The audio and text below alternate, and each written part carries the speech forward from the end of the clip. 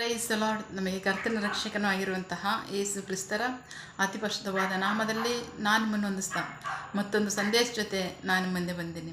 ದೇವರ ಹಸ್ತವು ತಾನೇ ಕಳೆದ ದಿನವೆಲ್ಲ ನಿಮ್ಮನ್ನು ನನ್ನನ್ನು ಆತ್ಮಿಕವಾಗಿ ವಾಕ್ಯಗಳ ಮೂಲಕವಾಗಿ ಬಲಪಡಿಸಿ ಚೈತನ್ಯಗೊಳಿಸಿ ಜೊತೆಗಾರರಾಗಿ ನಡೆಸ್ತಿದ್ದಾರೆ. ವೈಯಕ್ತಿಕವಾಗಿ ನಮ್ಮ ಅಗತ್ಯಗಳನ್ನ ಪೂರೈಸಿ ನಾವು ಕೈ ಇಟ್ಟು ಮಾಡ್ತಕ್ಕಂಥ ಕೆಲಸಗಳನ್ನ ಆಶೀರ್ವದಿಸಿ ಕಾದು ಪೋಷಿಸಿ ಜೊತೆಗಾರರಾಗಿದ್ದು ನಡೆಸಿರುವುದಕ್ಕಾಗಿ ದೇವರಿಗೆ ಸ್ತುತಿಯು ಘನವು ಮಹಿಮೆಯು ಸದಾಕಾಲವು ಸ್ತುತಿಯಾಗಿರಲಿ. ಆಮೆನ್. ಈ ದಿನದ ಸಂದೇಶದ ವಾಕ್ಯ ಭಾಗ ರೂತಳು 1ನೇ ಅಧ್ಯಾಯದಲ್ಲಿ 16ನೇ ವಾಕ್ಯದಿಂದ 19ನೇ ವಾಕ್ಯದವರೆಗೆ. Ruth chapter 1 words 16 to 19. ಅದಕ್ಕೆ ರೂತಳು, ನಿನ್ನನ್ನು ಬಿಟ್ಟು ಹಿಂದಿರುಗಬೇಕೆಂದು ನನ್ನನ್ನು ಒತ್ತಾಯಿಸಬೇಡ, ಏಕೆಂದರೆ ನೀನು ಎಲ್ಲಿ ಹೋಗುವೆಯೋ ನಾನೂ ಅಲ್ಲಿಗೆ ಬರುವೆನು, ನೀನು ಎಲ್ಲಿ ಇಳಿಕೊಳ್ಳುವೆಯೋ ನಾನೂ ಅಲ್ಲೇ ಇಳಿಕೊಳ್ಳುವೆನು. ನಿನ್ನ ಜನರೇ ನನ್ನ ಜನರು, ನಿನ್ನ ದೇವರೇ ನನ್ನ ದೇವರು. ನೀನು ಎಲ್ಲಿ ಸಾಯುತ್ತೀಯೋ ಅಲ್ಲಿಯೇ ನಾನು ಸತ್ತು ಉಳಲ್ಪಡುವೆನು. ಮರಣದಿಂದಲ್ಲದೆ ನಾನು ನಿನ್ನನ್ನು ಅಗಲಿದರೆ ಯೆಹೋವನು ನನಗೆ ಬೇಕಾದ್ದನ್ನು ಮಾಡಲೆ ಎಂದಳು. ಆಕೆಯು ತನ್ನ ಸಂಗಡ ಬರಲು ದೃಢವಾದ ಮನಸ್ಸು ಮಾಡಿಕೊಂಡಿದ್ದಾಳೆಂದು ಕಂಡಾಗ ಅವಳ ಸಂಗಡ ಮಾತನಾಡದೆ ಎದ್ದಳು. ಹಾಗೆಯೇ ಇಬ್ಬರು ಬೆತ್ಲೆಹೇಮಿವರೆಗೂ ನಡೆದುಕೊಂಡು ಹೋದರು. ಅವರು ಬೆತ್ಲೆಹೇಮಿನಲ್ಲಿ ಪ್ರವೇಶಿಸಿದಾಗ ಆ ಪಟ್ಟಣದಲ್ಲೆಲ್ಲ ಇವರನ್ನು ನೋಡಲು ಬಂದರು. ಅವರು ಇವಳು ನವೋಮಿ ಎಂದರು. ದೇವರಿಗೆ ಸ್ತೋತ್ರ. ನಾವು ವಾಕ್ಯ ಭಾಗ ನೋಡ್ತಾ ಇದ್ವಿ. ನವೋಮಿ ಎಂದರು. ನವೋಮಿ ಕತೆ ಏನು ಅಂತ ನೋಡೋದಾದರೆ 1ನೇ ವಾಕ್ಯದಿಂದ ನೋಡೋಣ. ನ್ಯಾಯಾಧಿಪತಿಗಳು ಆಳ್ತಿದ್ದ ಆ ದಿವಸಗಳಲ್ಲಿ ಇಸ್ರಾಯೇಲ್ ದೇಶದೊಳಗೆ ಬರ ಉಂಟಾದಾಗ ಯೆಹೂದದ ಬೆತ್ಲೆಹೇಮಿನವರಾದ ಒಬ್ಬ ಮನುಷ್ಯನು ಮತ್ತು ತನ್ನ ಹೆಂಡತಿ ಮತ್ತು ತನ್ನ 2 ಪುತ್ರರೊಂದಿಗೆ ಮೋವಾಬ್ ದೇಶದಲ್ಲಿ ವಾಸ ಮಾಡಬೇಕೆಂದು ಹೋದನು. ಆ ಮನುಷ್ಯನ ಹೆಸರು ಎಲಿಮೆಲೇಕನು, ಅವನ ಹೆಂಡತಿಯ ಹೆಸರು ನವೋಮಿ.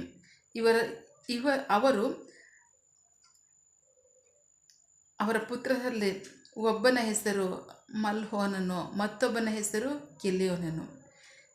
ಇವರು ಯೆಹೂದದ ಬೆತ್ಲೆಹೇಮಿನ ಎಫ್ರಾತಾದವರಾಗಿದ್ದರು. ಇವರು ಮೋವಾಬ್ ದೇಶಕ್ಕೆ ಬಂದು ಅಲ್ಲಿ ವಾಸವಾಗಿದ್ದರು. ಆದರೆ ನವೋಮಿಯ ಗಂಡನಾದ ಎಲಿಮೆಲೇಕನು ಸತ್ತು ಹೋದನು. ಆಕೆಯ 2 ಪುತ್ರರು ಉಳಿದರು. ಇವರು ಓರ್ಫಳು ಮತ್ತು ರೂತಳು ಎಂಬ ಹೆಸರುಳ್ಳ ಮೋವಾಬ್ ದೇಶದ ಸ್ತ್ರೀಯರನ್ನು ತಮಗೆ ಹೆಂಡತಿಯರನ್ನಾಗಿ ಮಾಡಿಕೊಂಡರು.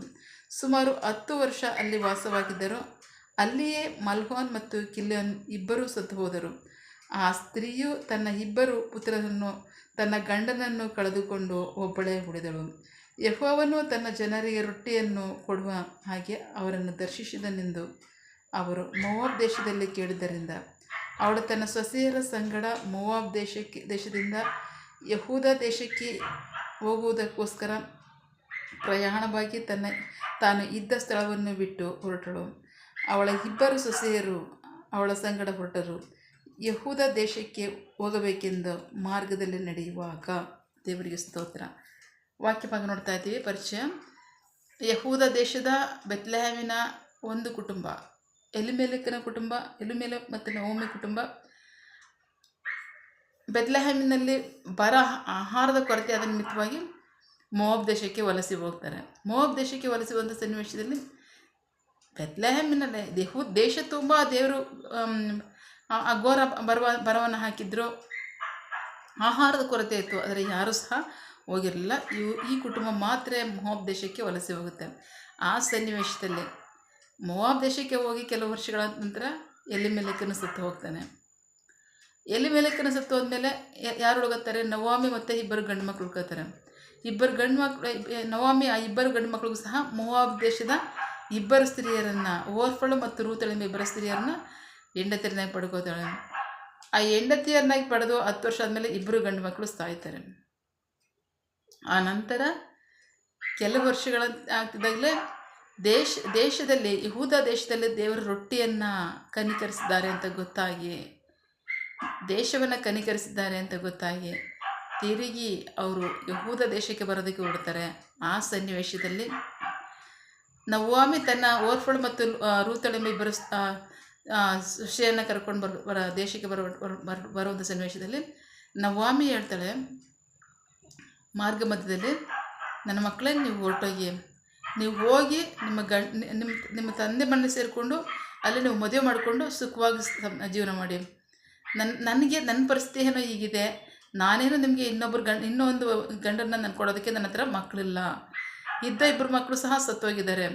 ನೀವು ಹೋಗಿ ನಿಮ್ಮ ತಂದೆ ಮನೆಗೆ ನೀವು ಮದುವೆ ಮಾಡಿಕೊಂಡು ಹೊಸ ಜೀವನವನ್ನು ಕಂಡುಕೊಂಡು ನೀವು ಜೀವನ ಮಾಡಿ ಸುಖವಾಗಿ ಜೀವನ ಮಾಡಿ, ನಾನು ನನ್ನ ದೇಶಕ್ಕೆ ಹೋಗ್ತೀನಿ ಅಂತ ಕೇಳ್ಕೊಂಡಾಗ ಆ ಮಾರ್ಗ ಮಧ್ಯದಲ್ಲಿ ನಡೆದಂಥ ಸನ್ನಿವೇಶದಲ್ಲಿ ಸೊಸೆಯರಲ್ಲಿ ಓರ್ಫ ಮತ್ತು ರೂತಳು ನವಾಮಿಯನ್ನು ಬಿಟ್ಟು ಹೋಗಲ್ಲ ಅಂತ ತುಂಬ ಬೇಡ್ಕೋತಾರೆ. ಆದರೆ ನವಾಮಿ ತುಂಬ ಒತ್ತಾಯ ಮಾಡೋದಕ್ಕೋಸ್ಕರವಾಗಿ ಓರ್ಫಳು ಬಿಟ್ಟು ಹೋಗ್ತಾಳೆ. ರೂತಳು ಮಾತ್ರವೇ ನವಾಮಿ ಸಂಗಡ ಯಹೂದ ದೇಶಕ್ಕೆ ಬರ್ತಾ ಇದ್ದಾಳೆ. ಸೊ ಯಹೂದ ದೇಶದ ಬತ್ಲಾಮ್ ಪಟ್ಟಣದವರು ಅವರಾಗಿದ್ದು ಆ ಪಟ್ಟಣಕ್ಕೆ ಬರುವಂಥ ಸನ್ನಿವೇಶದಲ್ಲಿ ರೂತಳು ಮಾಡಿದಂಥ ಪ್ರತಿಜ್ಞೆ ಇದಾಗಿದೆ. ವಾಕ್ಯಭಾಗ 16ರಿಂದ, ಅದಕ್ಕೆ ರೂತಳು, ನಿನ್ನನ್ನು ಬಿಟ್ಟು ಹಿಂದಿರುಗಬೇಕೆಂದು ನನ್ನನ್ನು ಒತ್ತಾಯಿಸಬೇಡ, ಏಕೆಂದರೆ ನೀನು ಎಲ್ಲಿ ಹೋಗುವೆಯೋ ನಾನು ಅಲ್ಲೇ ಬರುವೆನು, ನೀನು ಎಲ್ಲಿ ಇಳಿಕೊಳ್ಳುವೆಯೋ ನಾನು ಅಲ್ಲೇ ಇಳಿಕೊಳ್ಳುವೆನು. ನಿನ್ನ ಜನರೇ ನನ್ನ ಜನರು, ನಿನ್ನ ದೇವರೇ ನನ್ನ ದೇವರು. ನೀನು ಎಲ್ಲಿ ಸಾಯುತ್ತೀಯೋ ಅಲ್ಲಿಯೇ ನಾನು ಸತ್ತು ಉಳಲ್ಪಡುವೆನು. ಮರಣದಿಂದಲ್ಲದೆ ನಾನು ನಿನ್ನನ್ನು ಅಗಲಿದರೆ ಯೆಹೋವನು ನನಗೆ ಬೇಕಾದ್ದನ್ನು ಮಾಡಲಿ ಎಂದಳು. ಆಕೆಯು ತನ್ನ ಸಂಗಡ ಬರಲು ದೃಢ ಮನಸ್ಸು ಮಾಡಿದ್ದಾಳೆಂದು ಕಂಡಾಗ ಅವಳ ಸಂಗಡ ಮಾತನಾಡದೆ ಇದ್ದಳು. ಹಾಗೆಯೇ ಇಬ್ಬರು ಬೆತ್ಲೆಹೇಮಿನವರೆಗೂ ನಡೆದುಕೊಂಡು ಬಂದರು. ಅವರು ಬೆತ್ಲೆಹೇಮಿನಲ್ಲಿ ಪ್ರವೇಶಿಸಿದಾಗ ಆ ಪಟ್ಟಣದವರೆಲ್ಲ ಇವರನ್ನು ನೋಡಲು ಬಂದರು. ಅವರು, ಇವಳು ನವೋಮಿ ಎಂದರು. ದೇವರಿಗೆ ಸ್ತೋತ್ರ. ಆಕೆ ನವೋಮಿ ಹೋಗ್ಬೇಕಾದ್ರೆ ಎಲ್ಲರೂ ನೋಡಿದ್ರಲ್ವ, ನವೋಮಿ ಬಂದಾಗಲೂ ನೋಡ್ತಾ ಇದ್ದಾರೆ. ಇವಳು ನವೋಮಿ ಅನ್ಬೇಕಾದ್ರೆ ಎಷ್ಟು ಬದಲಾವಣೆಗಳು ಉಂಟಾಗಿರುತ್ತೆ. ನೋಡಿದ ತಕ್ಷಣ ಅಂದ್ಕೊಳ್ಳೋಷ್ಟು ಪರಿಸ್ಥಿತಿನಲ್ಲಿ ಇರಲಿಲ್ಲ. ಅವಳೇ ಅಂತ ಗುರುಸೋಷ್ಟು ಸನ್ನಿವೇಶ ಇರಬೇಕಾದ್ರೆ ಅವಳ ಜೀವಿತದಲ್ಲಿ ಎಷ್ಟೊಂದು ಬದಲಾವಣೆಗಳು ಉಂಟಾಯಿತು, ಎಷ್ಟೊಂದು ಕಷ್ಟ ಬಂತು, ಎಷ್ಟೊಂದು ದುಃಖ ಬಂತು, ಎಷ್ಟೊಂದು ನೋವು ಬಂತು, ಎಷ್ಟೊಂದು ಸಾವು ಬಂತು, ಎಷ್ಟೊಂದು ಸಮಸ್ಯೆಗಳು ಬಂತು.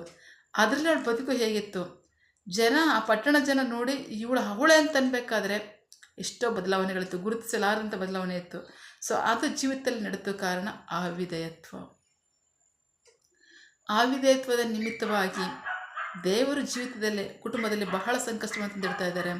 ತಿರುಗಿ ಅವರು ಯಹೂದ ದೇಶಕ್ಕೆ ಬಂದದಕ್ಕೋಸ್ಕರವಾಗಿ ದೇವರು ಆಶೀರ್ವದಿಸ್ತಾರೆ. ಅಷ್ಟು ಮಾತ್ರ ಅಲ್ಲ, ರೂತಳ ಮೂಲಕವಾಗಿ ದೊಡ್ಡ ಕಾರ್ಯವನ್ನು ಮಾಡ್ತಾ ಇದ್ದಾರೆ. ದೇವರಿಗೆ ಸ್ತೋತ್ರ. ಒಬ್ಬ ಅನ್ಯ ಸ್ತ್ರೀಯನ್ನು ತೆಗೆದುಕೊಂಡು ದೇವರು ಆಕೆಯಲ್ಲಿದ್ದಂಥ ಭಯಭಕ್ತಿಯನ್ನು ನೋಡಿ ಆಕೆಯನ್ನು ಕನಿಕರಿಸಿ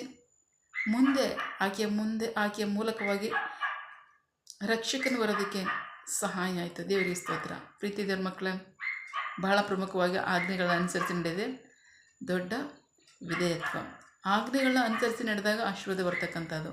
ಆಜ್ಞೆಗಳನ್ನ ಉಲ್ಲಂಘಿಸಿದಾಗ ಸಮಸ್ಯೆ ಕಷ್ಟಗಳು ಬರ್ತಂದರೆ ಬರುತ್ತೆ. ಅದು ಬಂದಾಗಲೆಲ್ಲ ವಿಧೇಯರಾಗ್ತಕ್ಕಂಥದ್ದು. ಬರೋದಕ್ಕೆ ಮುಂಚೆ ನಂಬಿಗಸ್ತರಾಗಿ ನಾವು ವಿಧೇಯರಾಗಿ ಜೀವಿಸೋಣ. ಸೊ ಹಾಗಾಗಿ ಆಗ ವಾಕ್ಯದ ರಕ್ಷಣೆ ನಮಗಿರುತ್ತೆ. ಆಶೀರ್ವಾದಕ್ಕಿಂತ ಮುಂಚೆ ರಕ್ಷಣೆ ಇರುತ್ತೆ, ಆಶೀರ್ವಾದ ಇರುತ್ತೆ. ಆಮೇಲೆ ಹಾಗಾಗಿ ವಾಕ್ಯದ ಪ್ರಕಾರವಾಗಿ ನಾವು ಜೀವಿಸೋಣ, ವಾಕ್ಯದ ಆಶೀರ್ವಾದಗಳನ್ನು ಸ್ವಂತ ಮಾಡ್ಕೊಳ್ಳೋಣ. ಆಮೇಲೆ ಪ್ರಾರ್ಥಿಸಿಕೊಳ್ಳೋಣ. ಸಕಲ ಸೃಷ್ಟಿಕರ್ತನೇ, ಸರ್ವಾಧಿಕಾರಿಯೇ, ಸಾರ್ವಭೌಮನೇ, ಉನ್ನತನೇ, ಮಹೋನ್ನತನೇ, ಮಹಾಪರಿಶುದ್ಧನೇ, ಪ್ರೀತಿ ಸ್ವರೂಪನೇ, ನೀತಿವಂತನೇ, ಅಧಿಪತಿಯೇ, ಸೇನಾಧೀಶ್ವರನೇ, ಇರುವಾತನೇ, ಸರ್ವವ್ಯಾಪಿ. ಸಪ ಇದನ್ನು ವಾಕ್ಯಗಳ ಮೂಲಕವಾಗಿ ನಮ್ಮ ಸಂಗಡ ಮಾತಾಡಂತ ನೀವು ಪ್ರೀತಿಗಾಗಿ ನಂಬಿಗಸ್ತಿಗೆ ನಿಮಗೆ ಸ್ತೋತ್ರ. ಕರ್ತನೆ, ವಾಕ್ಯ ಭಾಗದ ಮೂಲಕವಾಗಿ ಸ್ವಲ್ಪ ಒಬ್ಬ ಅನ್ಯ ಸ್ತ್ರೀ ನಿಮ್ಮಲ್ಲಿ ಎಷ್ಟು ಭಯಭಕ್ತಿ ಉಳ್ಳವಳಾಗಿ ಅವಳ ಜೀವಿತವನ್ನು ಕರ್ತನೆ ನಿಮಗೆ ಒಪ್ಪಿಸಿಕೊಟ್ಟಂಥ ಸನ್ನಿವೇಶದಲ್ಲಿ ಆಕೆಯ ಜೀವಿತದಲ್ಲಿ ದೊಡ್ಡ ಕಾರ್ಯವನ್ನು ಮಾಡಿದ್ದೀರಾ. ಅದಕ್ಕಾಗಿ ಸ್ತೋತ್ರ. ಸ್ವಲ್ಪ ಅವಿಧೇಯರಾಗಿ ಕಷ್ಟಗಳನ್ನು, ಹಿಂಸೆಗಳನ್ನು, ನೋವುಗಳನ್ನು, ಮರಣವನ್ನು ಅನುಭವಿಸಿ ಆಮೇಲೆ ವಿಧೇಯರಾಗೋದಕ್ಕೆ ಮುಂಚೆ ನಂಬಿಗಸ್ತರಾಗಿ ನಿನ್ನ ಜನರು ಈಗಲೇ ವಿಧೇಯರಾಗೋದಕ್ಕೆ ಅನುದಿನವೂ ನಿನ್ನ ಆಜ್ಞೆಗಳಿಗೆ ವಿಧೇಯರಾಗಿ ಆ ವಾಕ್ಯದ ರಕ್ಷಣೆಯನ್ನು, ಆಶೀರ್ವಾದವನ್ನು ನಿನ್ನ ಜನರು ಹೊಂದಿಕೊಳ್ಳುವಂತೆ ಅವರಿಗೆ ಸಹಾಯ ಮಾಡಿ. ಆಮೇನ್. ನಿನ್ನ ಜನರು ಕೈ ಮಾಡ್ತಕ್ಕಂಥ ಕೆಲಸವನ್ನು ಆಶೀರ್ವದಿಸು. ಅವರ ಅಗತ್ಯಗಳನ್ನ ಪೂರೈಸು, ಕೊರತೆಗಳನ್ನ ನೀಗಿಸು. ಆಮೇನ್. ಯಾವ ಕಾರ್ಯದಲ್ಲಿ ಅವರು ನಿರೀಕ್ಷೆಯುಳ್ಳವರಾಗಿದ್ದಾರೆ, ಮಕ್ಕಳ ವಿದ್ಯಾಭ್ಯಾಸ, ಆರೋಗ್ಯ, ಅವರ ಜೀವನ ಅಗತ್ಯಗಳು, ಯೌವನಸ್ಥರ ವಿದ್ಯಾಭ್ಯಾಸ, ಆರೋಗ್ಯ, ಅವರ ಜೀವನ ಅಗತ್ಯಗಳು, ಕೆಲಸ, ಬಿಸಿನೆಸ್, ಸೇವೆ, ವಿವಾಹ ಕಾರ್ಯ, ವಯಸ್ಸಾದವರ ಜೀವನ ಅಗತ್ಯಗಳು, ಆರೋಗ್ಯ, ಸೇವೆ, ಯಾವ ಕಾರ್ಯದಲ್ಲಿ ಅವರು ನಿರೀಕ್ಷೆಯುಳ್ಳವರಾಗಿದ್ದಾರೆ ಆ ಕಾರ್ಯದಲ್ಲಿ ತಕ್ಕ ಸಮಯದಲ್ಲಿ ನಿಮ್ಮ ಚಿತ್ತಾನುಸಾರವಾಗಿ ಅದನ್ನು ಹೊಂದ್ಕೊಳ್ಳಿ. ಆಮೇನ್. ನೀವು ಹಾಗೆ ಮಾಡೋ ಪ್ರೀತಿಗಾಗಿ ನಂಬಿಗಸ್ತಿಗೆ ನಿಮಗೆ ಸ್ತೋತ್ರ. ನಮ್ಮ ಪ್ರಾರ್ಥನೆ ನೀವು ಕೇಳಿದ್ದೀರ, ಅದರಂತೆ ನಡೆಸ್ತಿರೋದಕ್ಕಾಗಿ ಸ್ತೋತ್ರ. ನಮ್ಮ ಪ್ರಾರ್ಥನೆಯನ್ನು ನಮ್ಮ ರಕ್ಷಕನಾದಂಥ ಯೇಸು ಕ್ರಿಸ್ತರ ಅತಿ ಪರಿಶುದ್ಧವಾದ ನಾಮದಲ್ಲಿ ಪ್ರಾರ್ಥಿಸಿ ನಿಮ್ಮ ಪಾದಗಳು ಸಲ್ಲಿಸಿ ನಾವು ಬೇಡಿ ಹೊಂದಿದ್ದೇವೆ ನಮ್ಮ ಜೀವದ ತಂದೆ. Amen. God bless you all. ದೇವರು ತಾನೇ ದಿನ ವಾಕ್ಯಗಳ ಮೂಲಕವಾಗಿ ನಮ್ಮ ಸಂಗಡ ಮಾತನಾಡಿದ್ದಾರೆ, ನಮ್ಮನ್ನು ಆಶೀರ್ವದಿಸಿದ್ದಾರೆ. ಆಮೇನ್. All the best.